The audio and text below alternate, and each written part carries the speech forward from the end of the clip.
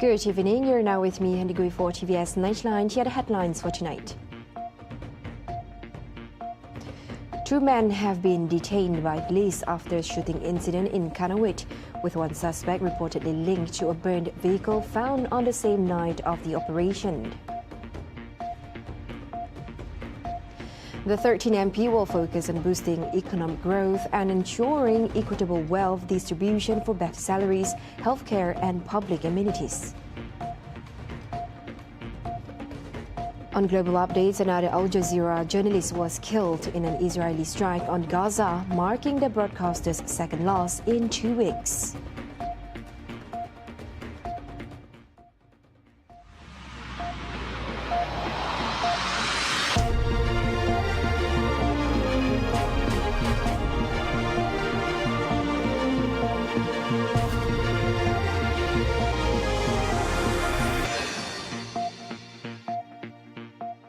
Sentex will be established as a regional training centre.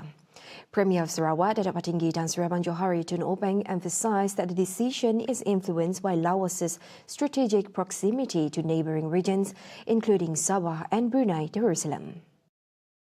Saya selaku Pengerusi Yayasan Sarawak, kita bersetuju supaya Sentex Lawas menjadi regional training centre. Kerana kita banyak kawan kita, neighbor kita, iaitu Brunei, Sabah, mungkin beyond Brunei dan Sabah, di mana kita memberikan latihan spesifik kepada para pelajar di sini. Bukan saja untuk orang Lawas, tapi ia adalah universal. The new campus, valued at 45 million ringgit, is equipped with 16 classrooms, 8 workshops, dormitories, and modern infrastructure to accommodate up to 700 students. Since its establishment, Sentex Lawas has successfully trained and produced over 792 graduates in various related fields. Meanwhile, Sentex and Sarawak Media Group SMG signed an MOU on Monday to enhance workforce training in the media industry. Its chairman, Tan Sri Dato' Amar Muhammad Murshidi Abdul Ghani, said the agreement outlines strategic collaboration between the two organizations to provide training programs focused on digital media technology. Several key areas include skills development for SMG staff, TVS channel personnel, as well as local media industry vendors, ensuring a more competitive workforce aligned with current industry demands. Sebenarnya dengan Majlis Parlimen Sentex hari ini, kita juga sertakan acara pertukaran memorandum kesepahaman dengan Sarawak Media Group, iaitu kerjasama untuk memfokuskan kemahiran staf SMG, TVS dan vendor industri media dalam menyediakan penyediaan pelatihan yang berkaitan.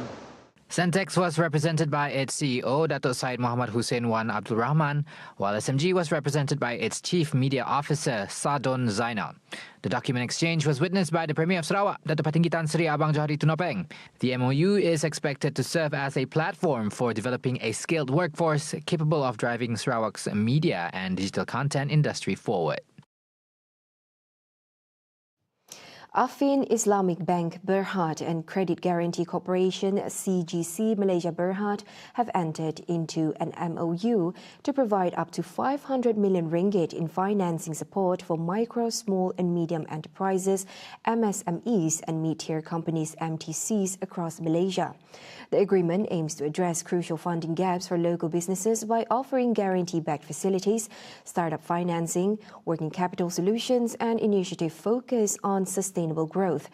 CEO of Affin Islamic Bank, Dato' Paduka Syed Mashafuddin Syed Badaruddin, highlighted the importance of the partnership, stressing its potential impact on Malaysia's business landscape. Adding to that, he said the 5-year financing program will cater to various business sectors, allocating 300 million ringgit for MTCs and establish MSMEs under the BIS Jamin scheme. He added an additional 50 million ringgit is allocated to support startups through the BIS Dana scheme, while 50 million ringgit is earmarked for sector-specific initiatives, 50 million ringgit for the Low Carbon Transition Facility, and 50 million ringgit for the PG Visa Business Card Facility. Meanwhile, President and CEO of CGC Malaysia, Dato Muhammad Zamri Muhammad Ishak, emphasized that the MOU represents a reinforced partnership and reflects both organizations' commitment to enhancing financial inclusion for entrepreneurs, particularly in East Malaysia. CGC's partnership with AFIN began in 2014, and since then, the two institutions have collaborated on multiple initiatives that have supported Malaysian businesses with 425 million ringgit in financing. Zamri further noted that this latest agreement would expand access to 500 million ringgit in financing, including innovative solutions like business credit cards and financing tailored for early-stage businesses, particularly in undeserved regions like Sabah and Sarawak. Frequently flooded Jalan Ling Kai Chang Road in Cebu will be expanded by 1 kilometre and elevated by 75 centimetre. The project, costing 3.61 million ringgit, is scheduled to be completed by January 2026, 4 months after execution. According to Deputy Minister of Public Health, Housing and Local Government, Dato Michael Tiang, the road is flooded especially during rainy season and Chinese New Year. He said the upgrade is important as the road is the main route that connects Cebu to areas such as Palawan, Nangka and Bawang Asan. Right at the beginning of this road, at the near the junctions of Jalan Deshan, they're up to all the way to the bridge there. So about 1 kilometer. This is the problematic area of the road. We have seen it. We have witnessed it this year. So thanks to all the residents, Cebu people, for giving your support, your patience. Now, our good answer is good. We have seen the good days comes, today, starting from today. The project was funded with two sources, 2.5 million ringgit from the Natural Disaster Funds and 1.1 million ringgit from the Rural Transformation Project, RTP. Tiang added, a systematic irrigation system was integrated into the design of the project, ensuring smoother flow of drain water in the long run. The project will be monitored by Cebu's Municipal Council, including traffic during construction phase. An additional 100 million ringgit has been approved by the Madani government to assist Palestinians in Gaza currently facing oppression by Israel. Prime Minister Dato Sri Anwar Ibrahim stated that this effort underscores Malaysia's unwavering commitment to supporting the Palestinian people and its cause. Bagi pihak kerajaan Madani, kita telah luluskan 2 tahun yang lalu 100 juta ringgit. Malam ini saya isytiharkan kerajaan Malaysia akan beri dana 100 juta ringgit lagi. At the same time, Anwar called on more large companies and corporations to contribute aid to the Palestinian people while encouraging them to reflect on the peace and freedom they enjoy and extend help to those in hardship. He emphasized that the government has already sent various forms of aid to Palestine, including medical assistance for Palestinians brought to Malaysia and educational opportunities.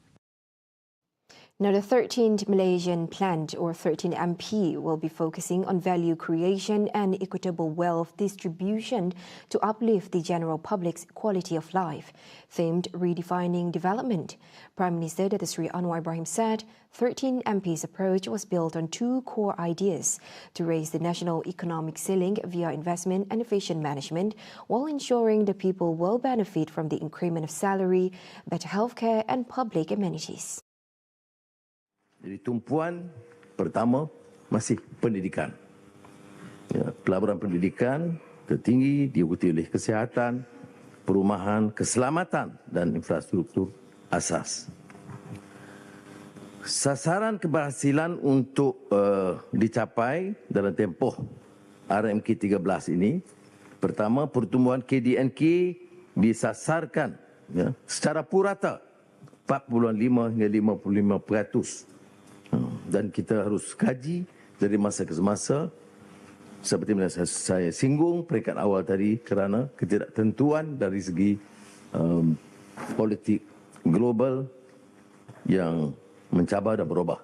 The new economic strategy for Malaysia, Anwar said, will consist of 9 main pillars encompassing living costs, social reform, people's well-being, economic distribution, AI, high-value industry, regional development, global engagement, and public service efficiency. More than 1.2 million gig workers in Malaysia are set to receive comprehensive protection with the introduction of the proposed Gig Workers Bill 2025 in Parliament. Minister of Human Resources Stephen Sim said the bill was drafted with over 4,000 stakeholders, including platform companies, workers' associations, NGO, academicians, as well as representatives from employers and state governments to ensure that each clause reflects the realities and current needs of the gig industry. Dan RUU ini bukan ditulis, dirangka dalam bilik hawa dingin dalam kantor-kantor di Putrajaya semata-mata. Tetapi kita telah melalui bukan saja sesi libat urus dalaman kerajaan pelbagai kementerian dengan kerajaan-kerajaan negeri, khususnya Kerajaan Negeri Sarawak dan Kerajaan Negeri Sabah, tetapi juga telah melalui hampir 40 sesi libat urus bersama dengan pemegang taruh kita yang terdiri daripada syarikat-syarikat platform, wakil-wakil majikan, wakil-wakil pekerja, persatuan-persatuan pekerja gig, kesatuan-kesatuan sekerja, NGO, para akademik dan sebagainya.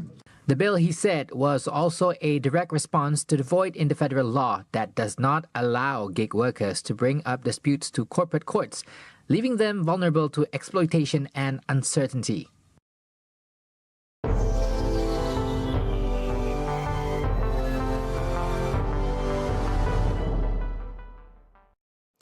Al Jazeera announced the death of yet another one of its journalists, Mohammed Salama, in an Israeli strike on Gaza.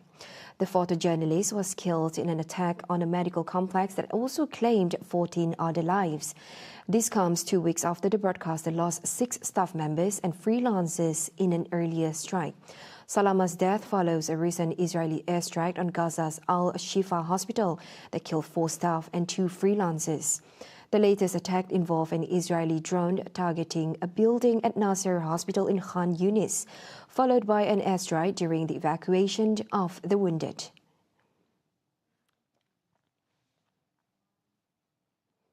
Thailand's Department of Disaster Prevention and Mitigation (DDPM) has issued warnings at risk areas in 58 provinces nationwide in anticipation of tropical storm Kajiki, which is expected to affect the country from August 24th to 27th. Deputy Government spokesperson Sasikan Watanachan said the storm may trigger flash floods, forest runoffs, flooding and landslides in many areas, as well as strong waves in the upper Andaman Sea and the upper Gulf of Thailand. Waves are forecast to reach 2 to 3 meters and may exceed in areas with heavy thunderstorms. She said the Central Disaster Prevention and Mitigation Command Center, CDD-PMC, have instructed all provincial governors to strictly follow directives from the Interior Minister and Deputy Minister, including round-the-clock monitoring of weather conditions and disseminate advance warnings to the public in at-risk areas. Strong waves are anticipated along coastal provinces such as Chonburi, Rayong, Chantaburi, Trat, Ranong, and Phang Nga, particularly in seaside districts, islands, and major tourist destinations. The government reaffirms its readiness to stand alongside the people in every situation to ensure their safety and to have confidence with the government by following official warnings closely. Back home, police have detained 2 men following a shooting incident in the Simpang Jalan Majau, KANOWIT Song area, KANOWIT District. KANOWIT District Police Chief DSP Junisal Ujal said both suspects were arrested at separate locations, with one of them believed to be the owner of the vehicle used in the incident. In a statement, he said police received a report around 8:30 p.m. about a man who fired shots before fleeing in a Toyota vehicle. On the same night, police found a vehicle frame on Jalan Penyula where it was badly damaged due to burns. According to him, no injuries were reported and investigations are ongoing. Police also advised the public not to speculate about the case. Those were the updates on TVS Nightline. I'm Handy Gui. Thank you for watching. Have a good night.